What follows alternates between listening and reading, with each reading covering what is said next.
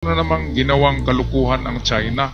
Mismo sa Japan isa sa mga superpower sa Asia ay pinasok ng China. Bago lang to. Wednesday, May 14 ang balitang ito. Ito, Japan protests China's work on new structures in East China Sea. At ayon sa ulat natin sa Mata ng Agila, mamaya papagita ko, ay 18 structures na ginawa ng China sa East China Sea na boundary mismo. Ito yung median line, boundary ng China at Japan. Ay diyan mismo nagtayo ang China ng 18 structures. Ito yung mga nagmimina yata ng kung anong makukuha diyan. Kung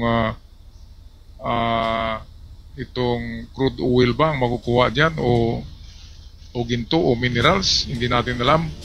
Basta merong malaking makukuhang kayamanan sa East China Sea. Kaya kung pinasok ng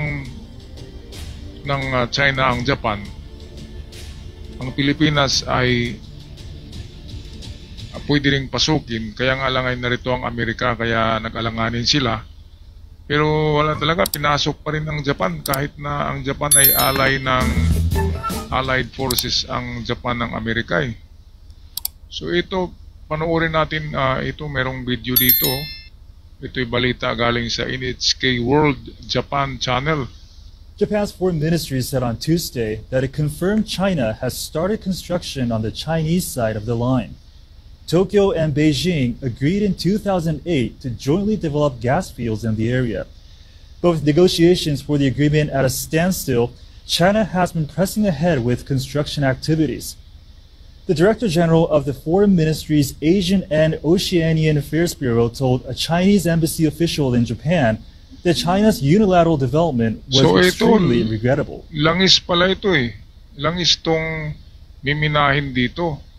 Ito, at ayon sa balita, sinabi dito na 2018 pa ay meron silang nilagdaan na agreement ng Japan at China na sama-sama nilang minahin yan. Pero ngayon sinusulo ng China, napakaahas talaga. Well, narito ang isa pang ulat courtesy sa atin ng Mata ng Agila.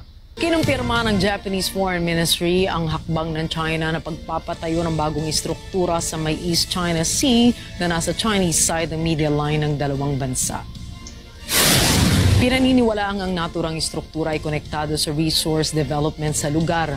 Kaugnay nito, nagpadala si Masaaki Kanai, Director General ng Ministry of Asian and Oceanian Affairs Bureau ng isang written protest kay Chinese Embassy official Shi Yong.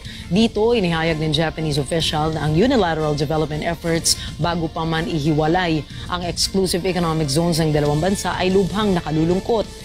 Una na kasing nagkasundo ang Japan at China na magkasamang ide-develop ang resources sa East China Sea, subalit natigil ang pag-uusap sa implementasyon ng naturang kasunduan.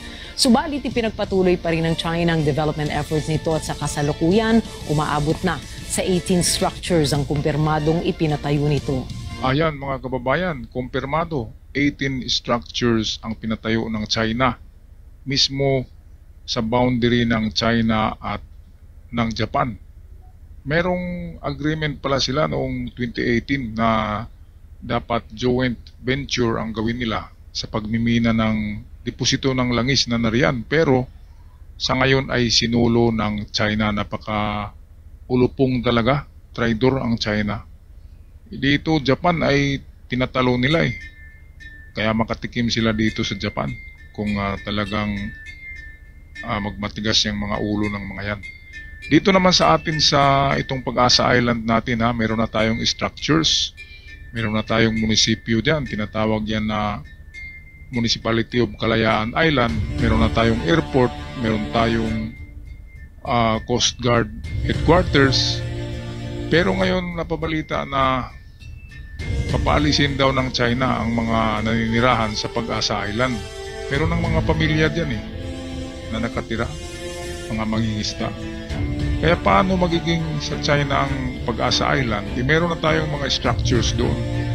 Merong konkretong structures ng Philippine Coast Guard at meron ng mga sibilyan na naninirahan. Ibig sabihin atin yan. Kung sa China pa yan, dapat mga Chinese ang nariyan, di ba? Mga mga kababayan. At pasok na yan, nasa loob na ng ating economic zone. Lapit-lapit na talaga sa Palawan. Ngayon aangkinin ng China. Grabe na panggugulat. Kahit Japan ay ginugulat nila ang Japan ay Imperial Army yan noong World War II.